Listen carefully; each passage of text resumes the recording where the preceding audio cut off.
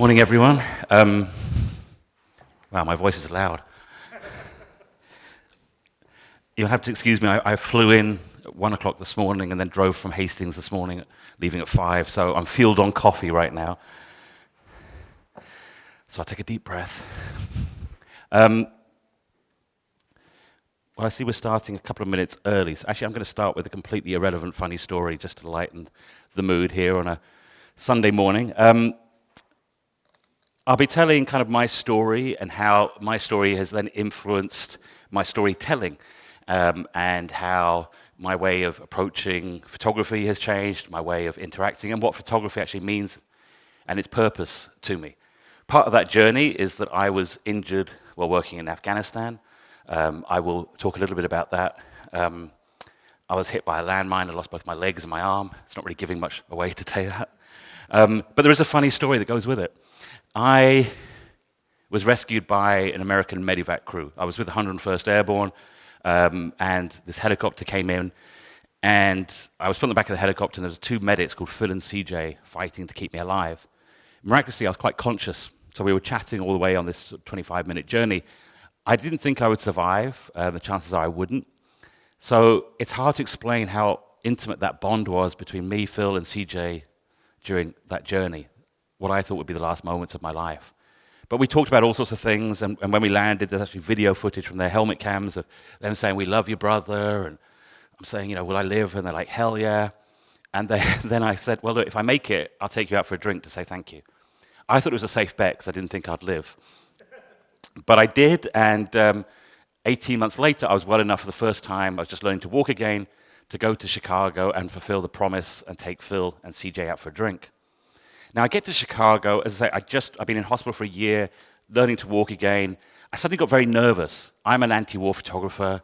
Phil and CJ are guys from the famous Band of Brothers, 101st Airborne, Easy Division. They've got the mohawks, huge guys with tattoos. And I'm like, wow, maybe we won't get on. I was thinking, well, the first time we met, we did get on, but it was kind of hectic. A lot of other stuff going on that day. We chatted a bit on Facebook. It felt like a blind date. I was suddenly like freaking out a little bit. So I had a couple of whiskeys to settle my nerves. I walk into this bar, it's about midday, and it turned out Phil and CJ were as nervous about meeting me as I was about seeing them. They burst into tears when they saw me. We hugged, we cried, we had a whiskey, we had a tequila chaser. We hugged, we cried, we had a whiskey, we had a tequila chaser. This went on for about 8 hours. And after 8 hours, it had become really one action. We were hugging, crying, whiskey, tequila all at once. And then somebody had the bright idea, let's go get tattoos. Now, Phil and CJ, they wanted to get the date that they rescued me tattooed on their shoulder.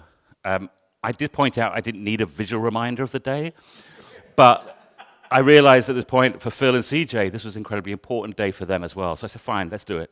So we stagger out this bar, trying to find a tattoo parlor. I should say I was probably walking better than Phil and CJ at this point. But we find this glass-fronted tattoo parlor, we wander in.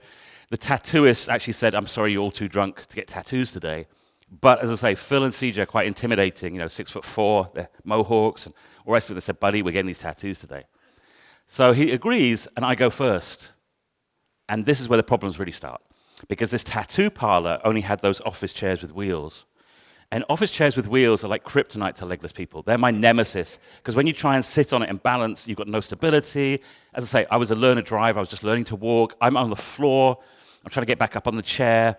One of my prosthetic legs has come off. Phil and CJ, obviously, they just think it's the funniest thing they've ever seen. So they're just laughing away. The tattooist has sort of backed away into the corner, slightly uncomfortable about the situation. He's probably not confronted before. My other leg's come off now. I'm just pushing this chair in circles. And at this moment, a woman is walking her dog in downtown Chicago, and she kind of passes this big window, and she just sees what's happening. A guy with no legs pushing a chair in circles, and two grown men pointing and laughing. And bless her, she storms in, and she comes up to Phil and CJ, these two pretty intimidating guys, looks up at them, points at me, and she says, "This man evidently needs help." And these two medics, these two men that saved my life, in perfect unison, they looked at her and they said, "Ma'am, we helped him once, we're not helping him again."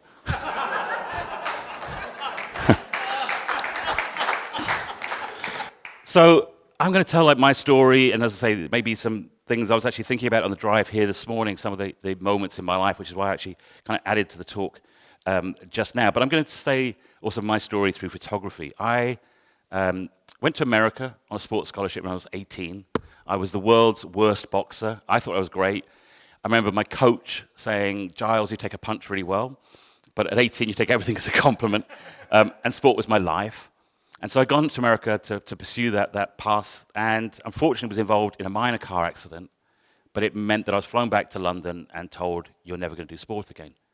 Now, at 18, my whole life had been about sport. I'm not academic. I had no place at university. And I really didn't know what I was going to do with my life. Everything was really a mess. And two small gifts, two small things were to change my life forever. When I was in hospital as this angry young man, my godfather unfortunately passed away. But his widow came to visit me, and she brought two things he'd bought the week that he passed away to give to me as gifts. One was an Olympus OM10 camera, another was a book by the war photographer Don McCullin.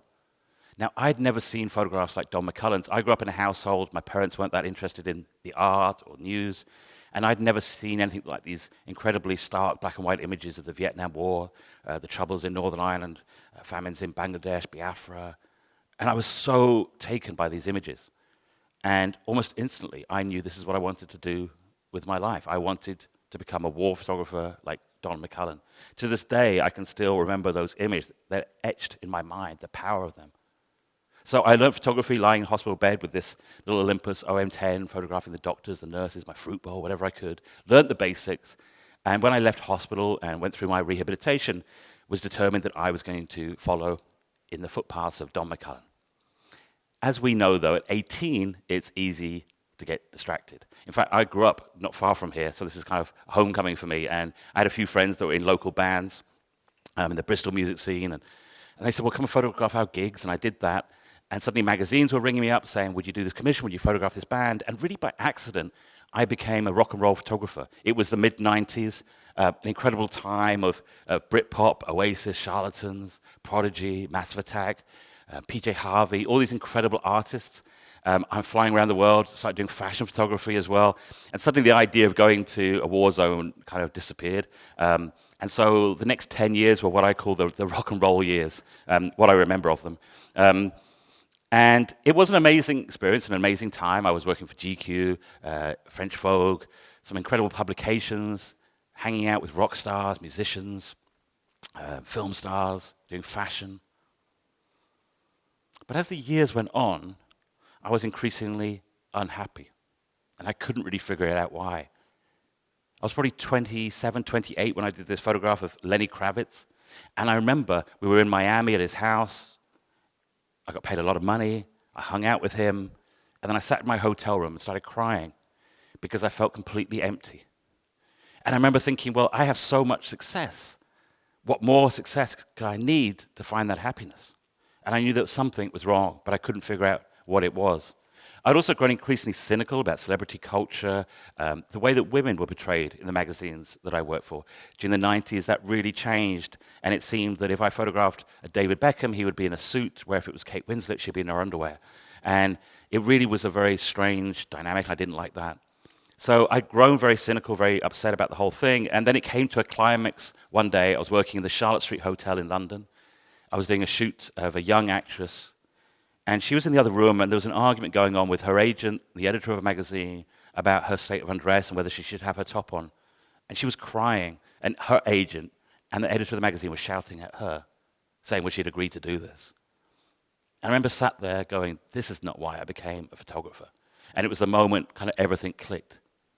Now, the rock and roll story, bearing in mind that I've been on the road with Oasis for several years and kind of picked up a few bad habits, the rock and roll story is that I took my cameras and threw them out the window of the Charlotte Street Hotel. They smashed in the street below.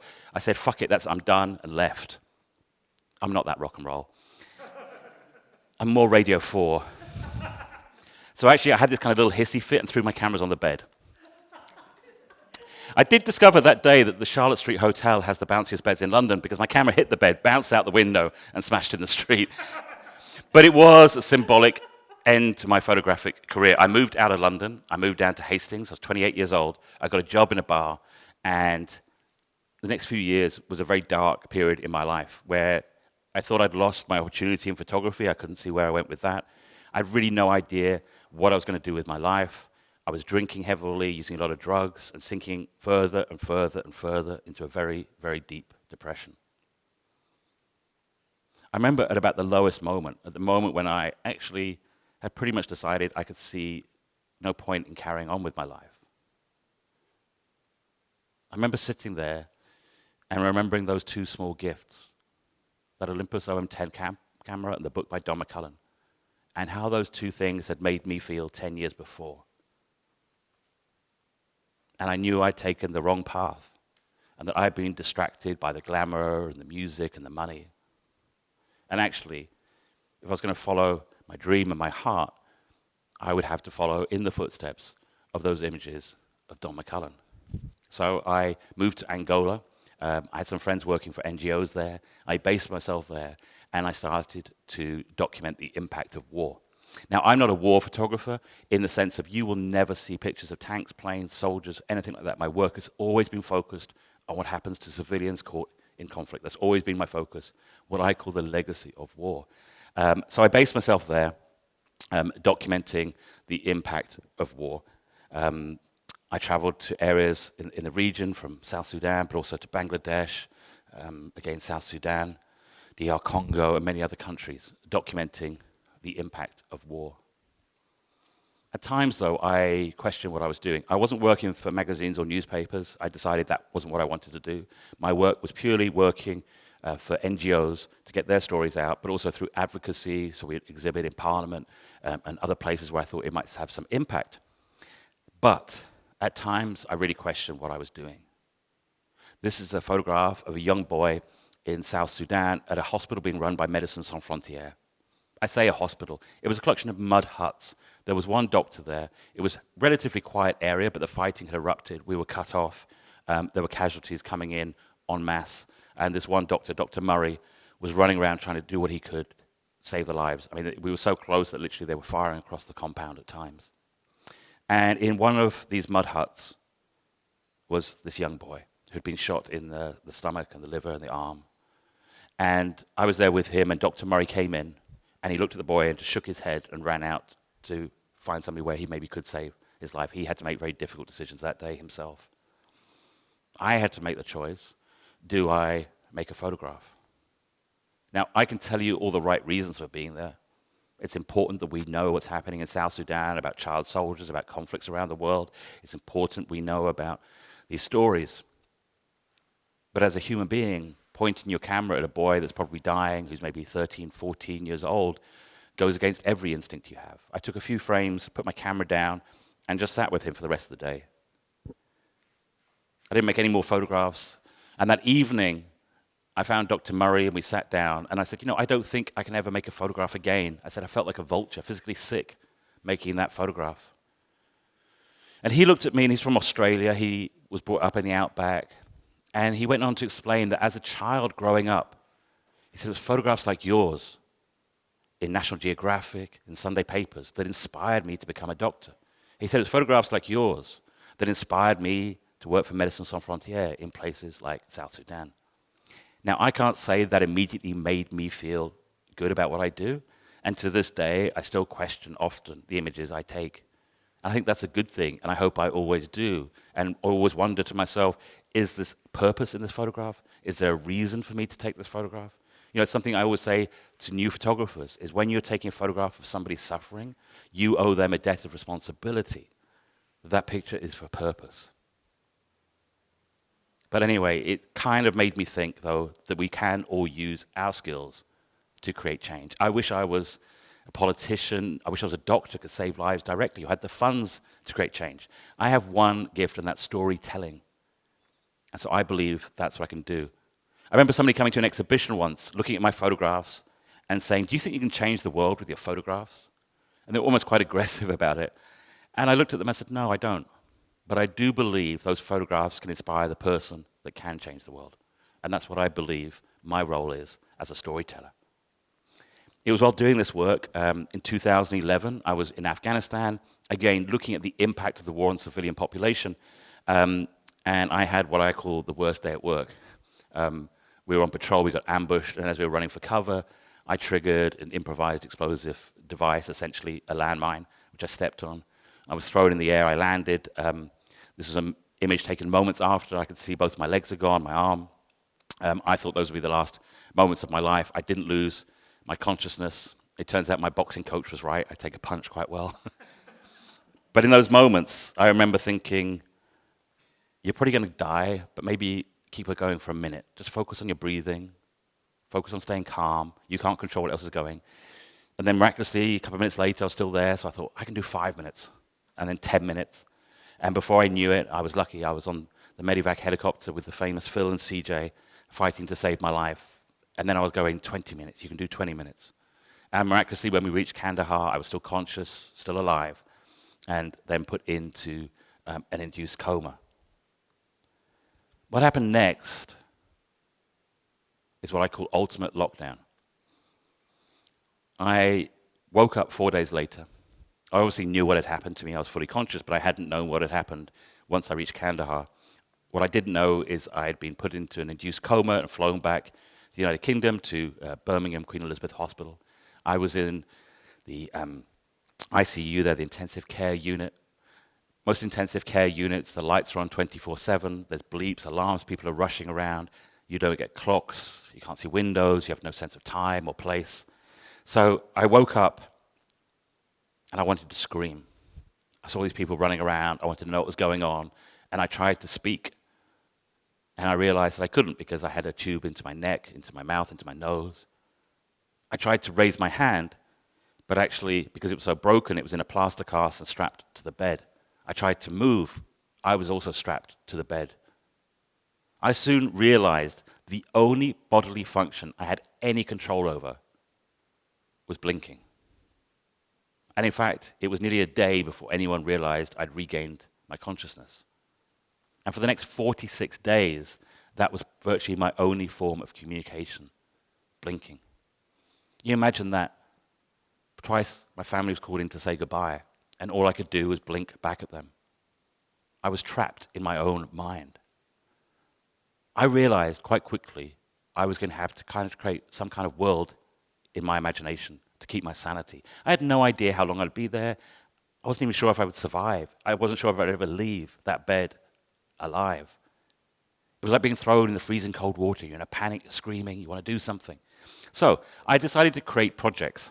My favorite was somewhat cynically called 100 Portraits Before I Die. I actually imagined the 100 people I wished I'd done portraits of in my career. And I imagined those photo shoots. I say imagined, I visualized them. I would imagine meeting the person. What would I say to them? Where would we shoot it? In a studio, location? Would I use film? Would I be digital?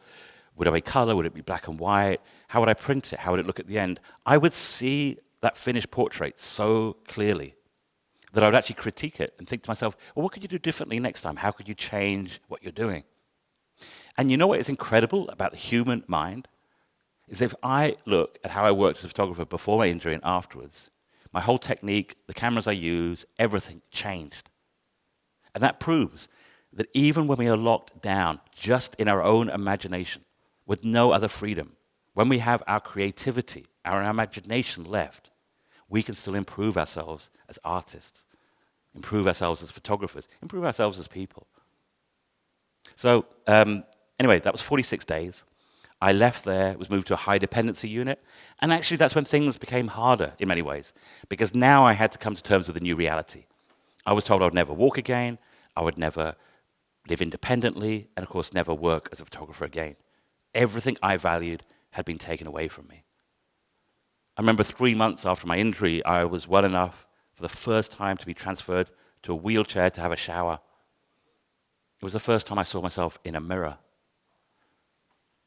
And I was repulsed, I was disgusted by seeing myself. It was really the moment that my world came crashing down, because up to that point, I'd just been fighting to stay alive. Now, I had to come to terms with my new reality. And I saw this person in front of me with the legs missing, with the arms, scars across my body, in a wheelchair. And I remember thinking I did not want to be that person in the mirror. that I was not brave enough or strong enough to live with a disability, that I did not want to be that person. When they put me back to bed, I cried myself to sleep, and I remember thinking that I wished I'd just died on that helicopter in Afghanistan because I did not want this life. Now, I am notoriously stubborn, and somehow during that night, as I slept, that stubbornness kicked back in with a vengeance. And I woke up the next morning, and I woke up with a mantra that always stayed with me. I woke up the next day, and I said to myself, from this moment on, I will never think about what I can't do, but I will focus on what I can, and I will excel at those things.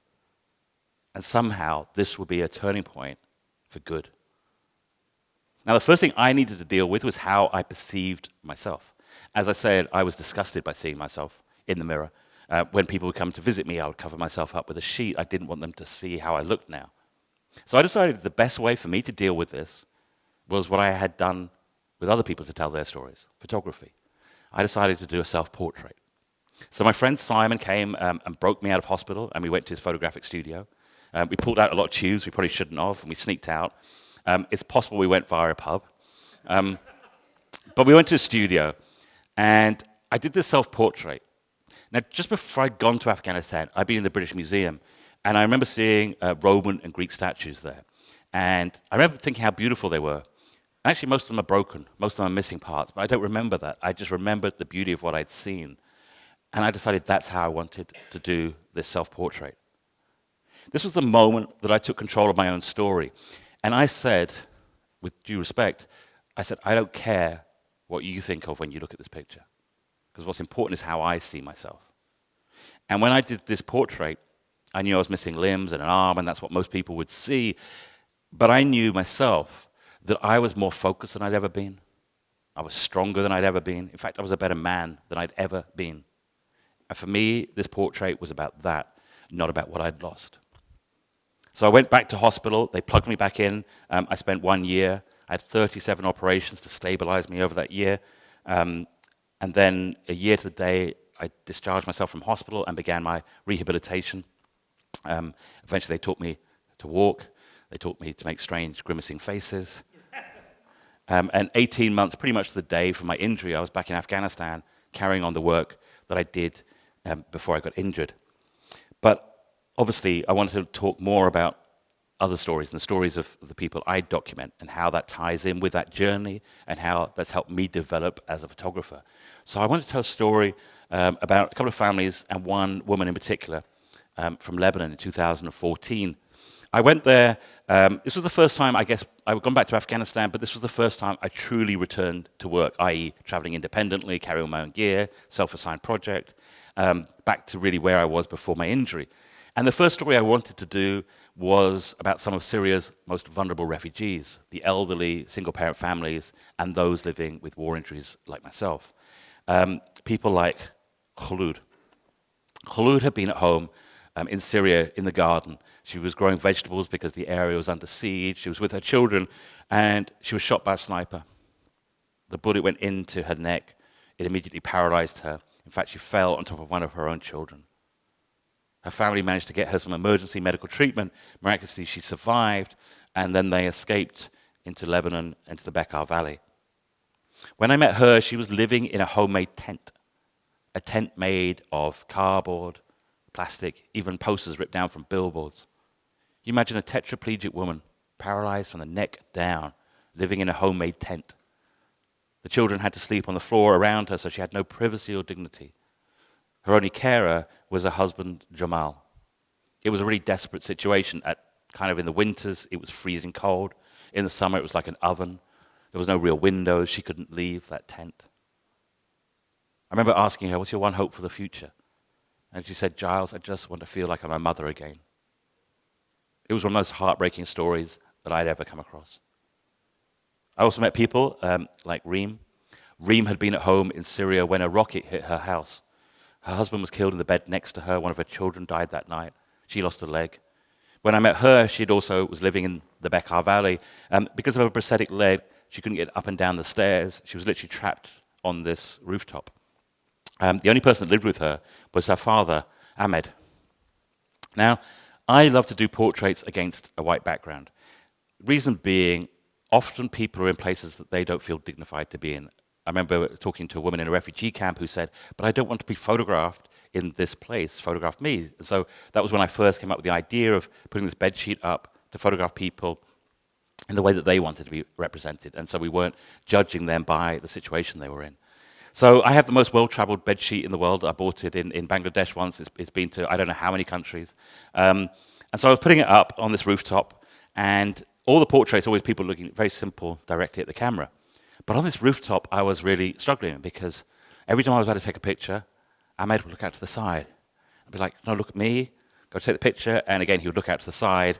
And I was kind of getting a little frustrated. You know, I'm shooting on film, it's kind of expensive. You know, we're going through these frames. I'm like, look at me. And no, he looks to the side. So eventually I had to ask, I said, why do you keep looking away? And he said, well, Giles, you see in the distance the mountains? I said, yes. He said, that is Syria. He goes, I'm an old man. I will probably never return there. So I live on this rooftop, so the first thing I see in the morning and the last thing I see at night is my homeland. And so he's the only person I photographed not looking directly at my camera in that portrait, because in this photograph, he is looking back to his home. Also on this trip, I met a young girl called Aya. One of the important things for me, at least, is the distinction about photographing people like victims and how we get around that. I think people are victims of circumstance. I don't want to portray them as victims. And that's a very subtle thing. We all have to find our own way of doing that. I actually have a rule that I always say to photographers. When people say, how do you judge whether the picture's right or you've done the right thing? And it sounds like a very simple rule, but it's funny how often people say to me, I'd never thought of it that way, which is worrying, but also good that maybe they're rethinking. But it's my sister rule. And it's as simple as that. I would never photograph anyone in a way that I would not be happy for me to photograph my sister if she was going through some difficult time. I'm very protective of my sister. And I always think, would I be happy if this was a photograph of my sister? And I think that's, for me at least, is how I judge things. When I met this young girl called Aya, I was struggling because she was amazing, laughing, but she was 4 years old. She has spina bifida, meaning she's paralyzed from the waist down. But she was in this very muddy, wet tent. It was very dark. There was a little bit of light on her. But I thought if I photograph her, she'd just look like a victim. And so I actually said to the family, I'm not going to take a photograph, but I'd like to spend some time and maybe get to know you better and be there. And it turned out, anyway, that I was completely and utterly wrong, that Aya was not a victim. In fact, she was the feistiest 4-year-old I've ever met. And I soon discovered that she didn't just run her family, she ran the refugee camp. So her sister, Iman, walks in. She looks at her sister and says, hey, donkey, pick me up. Her sister picks her up. We start walking around the camp. Somebody's selling water. She's like, hey, donkey, give me some water. They would. Somebody else selling bread. She'd be like, donkey, give me the bread. They would. I realized that everybody does what Aya commands. She is an incredible, feisty young girl. So eventually I took this photograph, which is of her doing hopscotch with her sister. As I say, I don't want to portray people as victims, because the more time you spend with people, the more you understand their stories, you see the laughter, the resilience. In fact, I have a rule about, I try, and virtually 100% of the time this is the case, I won't photograph now if I haven't eaten with someone first. It's a rule that I have, that we should always share a meal, we should talk, get to know each other, and then maybe we make photographs. Because I've realized it's so important to build that friendship first, and from that you really get to understand someone's story. So I came back from this trip, and for me personally, things kind of took off. I was getting work again, I was doing a lot of stuff for various NGOs around the world, and I had my life back. And then, I think 2 years later, I got a call from the UNHCR, and they commissioned me to do a big project about the refugee crisis across the Middle East and Europe. It was at the time when many boats were landing at Lesbos. There was a huge migration across Europe. It was a very important time to be telling these stories. And actually, they gave me probably the greatest brief ever given to a photographer. As we know, often when the commission comes, they have all these kind of stipulations and ideas, et cetera, et cetera. The UNHCR, after several meetings, sent me an email, and it was my commission, and it simply said, Giles, follow your heart. And that was my job for the next 6 months. I documented scenes that sadly we were too familiar with in places like Lesbos, but I knew that if I was going to really fulfill that brief and follow my heart, I would have to go back to Lebanon and find some of those families that I'd met 2 years before. So in 2016, that's what I did. I went back there and find some of the families, like my friend Hamed. Now, I think it's really important to show people the images you've made of them, so I'm always trying to do that. But let me tell you, for a guy with no legs and one arm, taking photographic prints halfway around the world is a pain in the ass. And I get there, and I give him his portrait, and it's got this beautiful story that I just shared with you about why I did that way. He looked at it. He just looked up at me and said, "Giles, you made me look really old in this."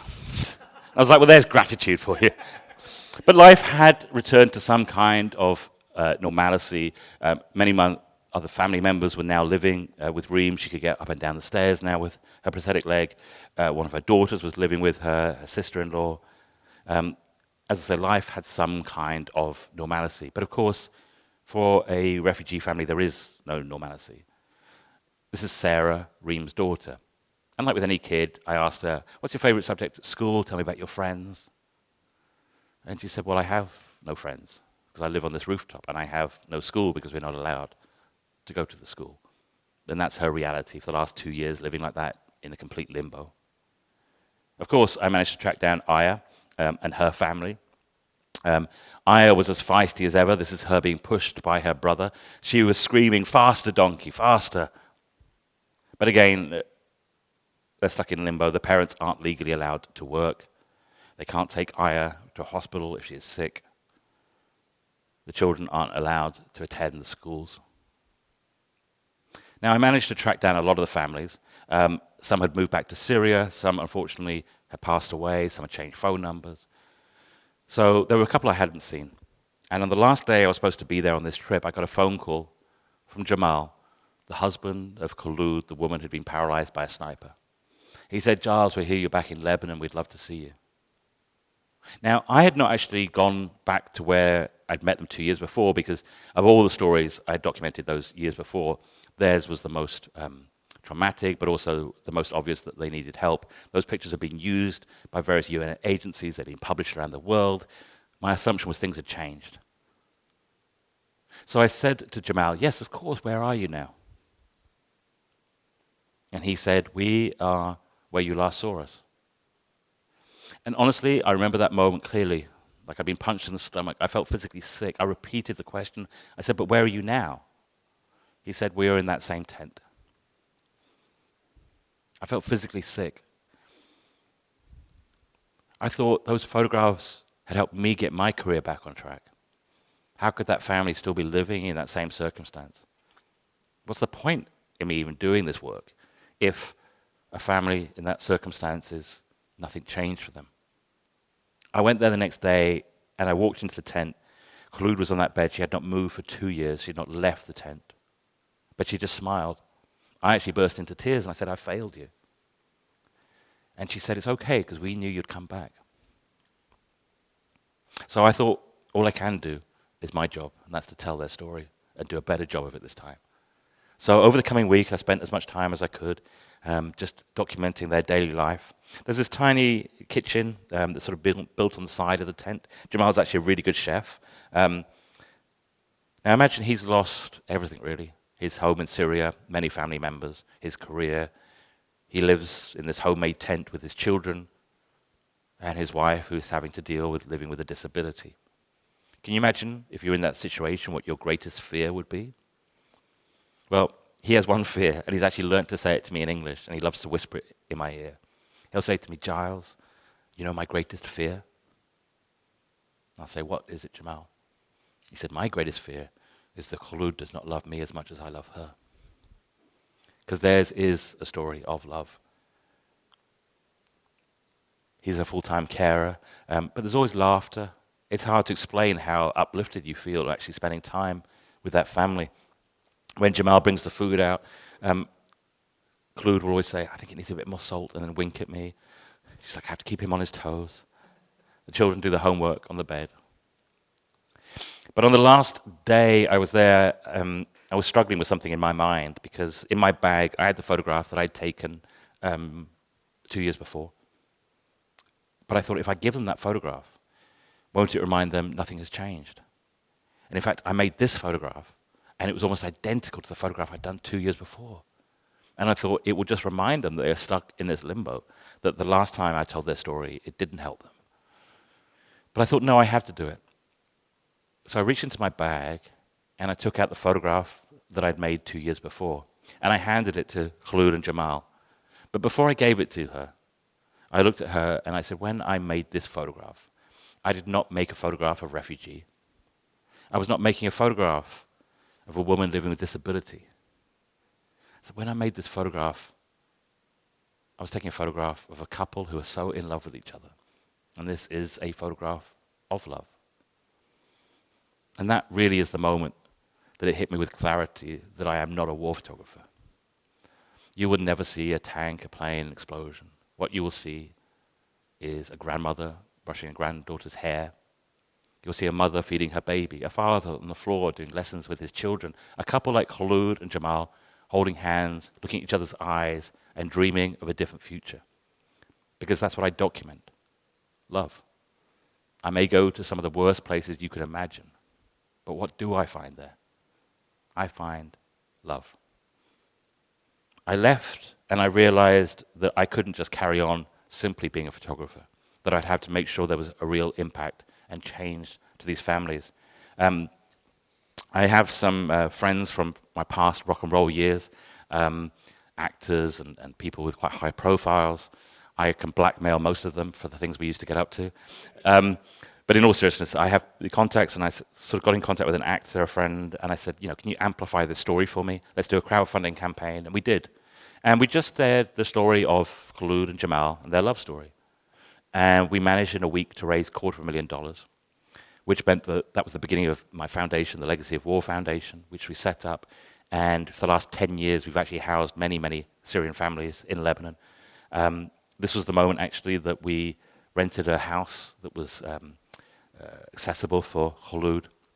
And this was the day that they moved in there. It's in Lebanon. They actually live in Holland now, but this was the day they moved into this house. And I remember Khulud saying to me that she felt like she was a mother again. And for me, this was the true power of photography and stories. That we had taken that story, we'd taken those photographs, and we had been able to do that to actually create real change. Actually, I should explain this picture. I was actually in DR Congo at the time. I think I was in Kinshasa. And so my friends had helped them move. And so we did like a Zoom chat to welcome them in. And you can see that Jamal's giving me a little bit of a strange look. It's because at this moment, Khulud had just said, I think I might love Giles more than you now. So he's basically giving me that look of, you better not come around this house again. But it's lovely. And one of the things I love, I was talking about food earlier and how it connects us. I'm not good with languages. I'm dyslexic. I've always struggled at school. But visual language and food has always been the way I communicate. And there's a lot of families, including Khulud and Jamal, who, as I say, live in Holland now. And sometimes when they are eating my favorite dish, the thing that they know I love the most, they just take a photograph of it on their phone and send it to me via WhatsApp. And I get that from a lot of people. I think it's the most beautiful thing because it's no words, but it basically means we were sitting down to eat. We just cooked something that we know you love. We were thinking of you. And here's that picture to make you think of that. So I just wanted to kind of just sort of final part of the talk, just to talk about a few of the things maybe that I've learned about how I approach photography. As I say, my things changed a lot. At the beginning, actually, of showing you the pictures I've done in the field, I showed you a photograph taken in Angola of women stood there with shafts of light coming down. And it's a picture that actually sold a lot and sort of, fine art picture. And I actually hate that photograph because that, to me, as I say, was one of the first photographs I did when I started doing documentary. But that shows my unconscious bias in a very glorious way. Because that story, let's say the photograph is of these women in a building that it was in after the Angolan Civil War, and they were widows of rebel soldiers. The government had taken over the area. They were very nervous about repercussions of that, so they were virtually in hiding in this old missionary and the school buildings. And the local priest had told me about them, and I'd gone to visit with him, and he'd introduced me, but they were actually quite terrified when they first saw me and sort of disappeared. So I'd spent days just sitting around there being kind of normalized. And as I say, I was very influenced by Don McCullen and Salgado, and that had created this unconscious bias of how I should photograph people in a situation like that. So why I don't like that photograph, it's a very beautiful photograph, but what had actually happened by this stage, it was about a week in, and the women had got so used to me, and most of them were kind of in their 50s, 60s, 70s. They were all widows. They were all cooking. So as a photographer, it's all smoke, and you're like, wow, it has to be very serious and very reverential. But actually, by this stage, they had a game they used to play, which was whenever I was about to take a photograph, one of them would sneak up behind me and pinch me on the arse. And then everybody would start laughing. Why I hate that photograph is because then I only did the serious photograph. I never photographed them laughing because I thought that's not how I'm supposed to do this, because of that unconscious bias. I'm grateful that now I work in a very different way. Now my work is about laughter, it's about shared meals, it's about those things. And for me, it's great to see that process as something I hope we can all learn. And I wanted to tell as well about a story about why I tend to use the word making a photograph and not taking a photograph. And it's a story about a woman called Shamar in Jordan. She's a Syrian woman in her 80s. She's living in an unofficial camp near Zatari, the big famous refugee camp. And she was living with her community because they were nomadic people. They didn't want to be in the official camp. But it meant they were getting no support. An organization said you should visit them, though, because they're in real desperate need. And I remember arriving, and there were these kind of derelict buildings. There were about 20 families living there. And Shamar is the sort of matriarch of the community. Now, in my work, I've faced a few dangerous situations. I don't think I've ever been more scared of anyone than Shamar. This woman came screaming at me as soon as I got out of my car, waving a finger in my face, going, "We don't want a photographer here. We want help. We don't want somebody just photographing our misery. We need somebody to help us." And I looked at her and I said, "Of course I understand. I totally respect that. Please just let me visit. That's all I ask." So she kind of like huffed and just walked off. And I spent the next week going there, visiting every day and cooking with the families, listening to stories. I never even brought my camera. And after a week, I felt that maybe now was a good time to start talking about making photographs. And I was trying to get everyone involved in the collaborative process. Up to this point, Shamar had not spoken to me again. But every so often, I'd just catch her at the corner of my eyes, just watching me, observing. And if I was cooking, she'd come in and just look around the corner. Anyway, but I hadn't spoken to her. I was a little bit nervous about what she was going to do when I started making photographs. But I get people involved. I get them to build a little studio with a white sheet. And I was teaching some kids how to load my camera. And I was thinking to myself, who should I photograph first? Who should I ask first? And I turned around, and Shamar was stood in front of the white sheet. Now, I never actually asked her if I could do her portrait. And that's what I say, the greatest photographs, I think, are when they're given to you rather than you take them. And so Shamar was there, and it was her accepting that I had earned her respect, earned the respect of the community, and so she was ready to have her portrait. I have to say as well, there's a great story because she has these wonderful tattoos, and being naive, stupid Western, I was like, tell me what they mean, and it's really interesting. And she just looked at me, and she told me a universal truth that goes with my tattoos as well. She just said, "Oh, we were young and stupid." And just judging on from that as well, I just say briefly, I'll kind of wrap up soon, but again, talking about this whole thing of decolonization and how we approach photography in a different way, it has become increasingly collaborative to me. This was a story I was doing in Angola about women from DR Congo who were refugees, actually survivors of sexual violence. They had very difficult stories, and I'd actually gone there on an official UN trip, which I normally get in trouble with because I normally sneak off as opposed to the official visit, and I kind of sneaked off, and there was two women sat there by their tent, and I walked over to them. I said, "You two look like trouble." And they were, "Oh, we are trouble." And it turned out they really were. They made the home alcohol and all sorts of stuff. And I said, "Look, I would love to work with you about making some portraits, but I need you to help me because I don't know how to do this." And so we sat there, and we drank quite a lot, and we laughed and joked, and I said, "I'll come back tomorrow and I'll show you some of the photographs I've done in my past and see what you think about that." And they looked at some of my fashion photographs that I'd done, again against a white background, because that's how I used to shoot. And they were like, "We want to be photographed like that." I was like, "Great, let's do it." So my famous white sheet appeared again. We set it up. They forbid all the men to be in the area. The only thing I had to bring was batteries for the radio. So we had music. We had the homemade alcohol, which is like fire water. And we were laughing, dancing. And yeah, the women were so strong and photographed the way that they had asked me to do their portraits.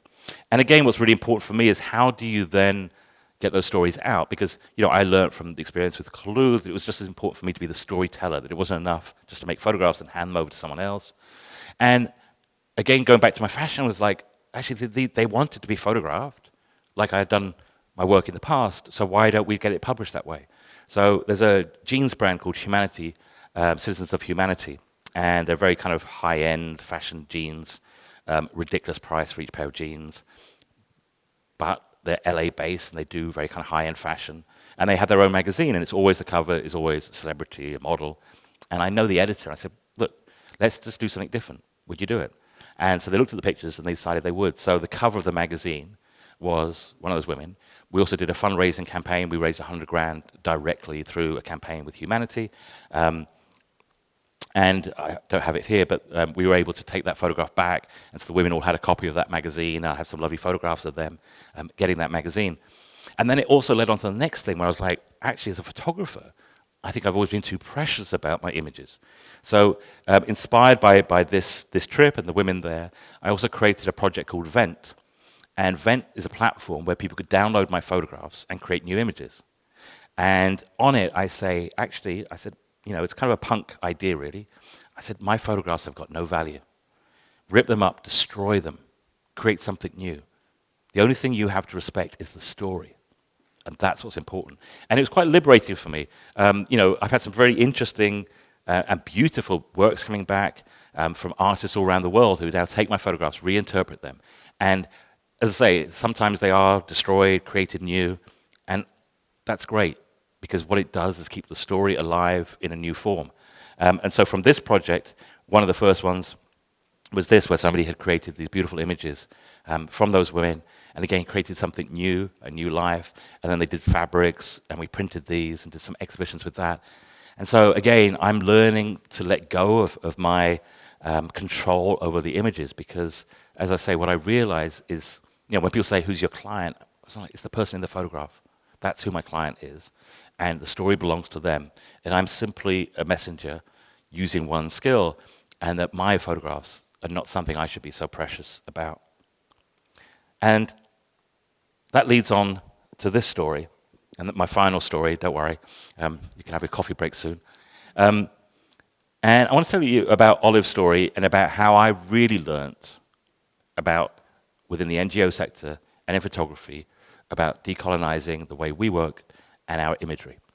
So Olive is an amazing woman that I met in Rwanda. I was doing a story on genocide survivors and people living disabilities following what happened. And Olive, I met her, we kind of had quite a formal interview, and I remember leaving thinking there was something more to her story, but I understand, and there's often a difference between narrative and story.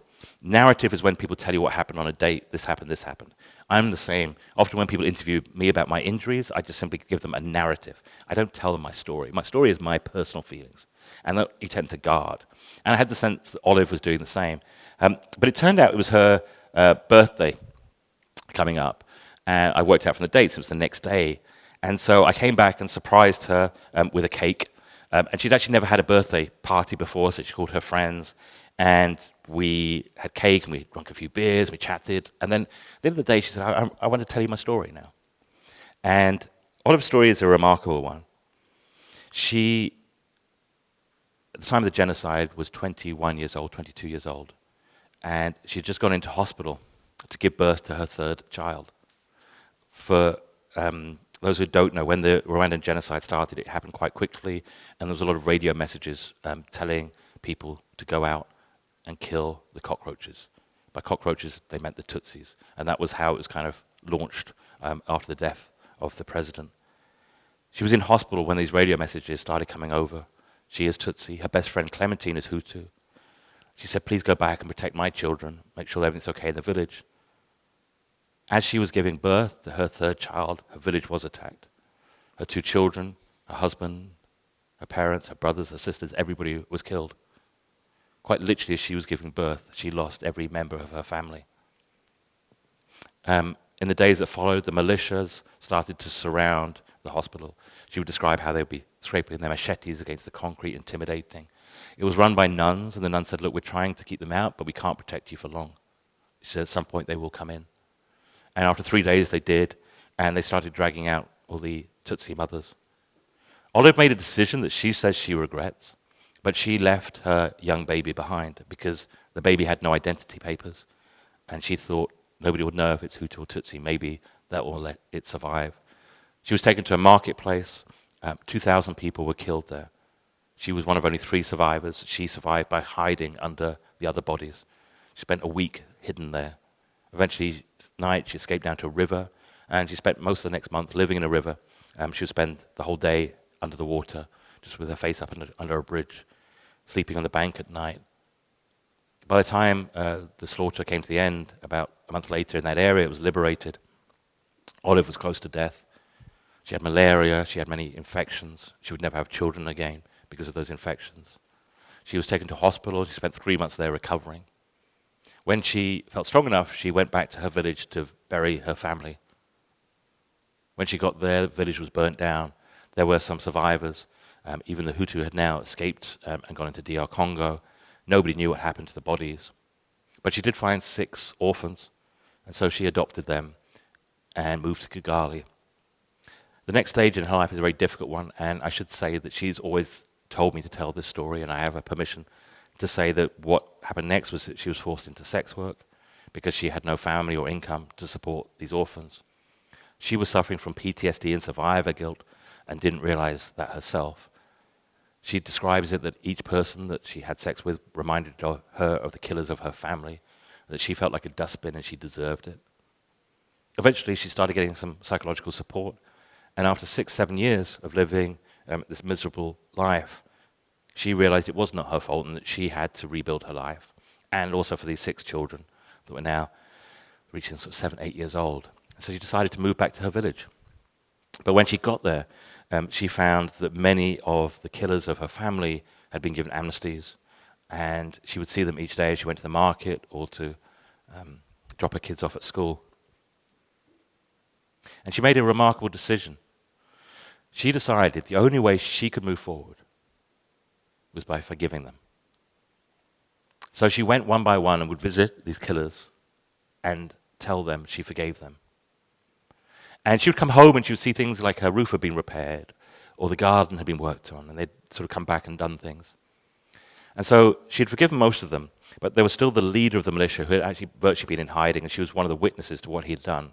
So she was always terrified of him. And one night there was a knock on her door, and she opens the door, and it was the guy that led the militias that ordered the killing of her family. And she was terrified. Maybe he'd come to silence her. But he said, "I've heard what you've been doing. I want to take you to where we buried your family." It was now 8 years after the genocide. When the government came, they discovered over 150 bodies in that grave.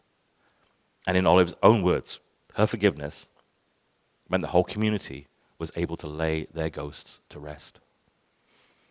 Now, by this stage, my foundation, Legacy of War Foundation, was growing. We were doing lots of projects. And I remember sitting with Olive and saying, how can we support you? How can we find a way to support what you do? And they had a small cooperative. They grew potatoes. They rented the land. They had virtually no money.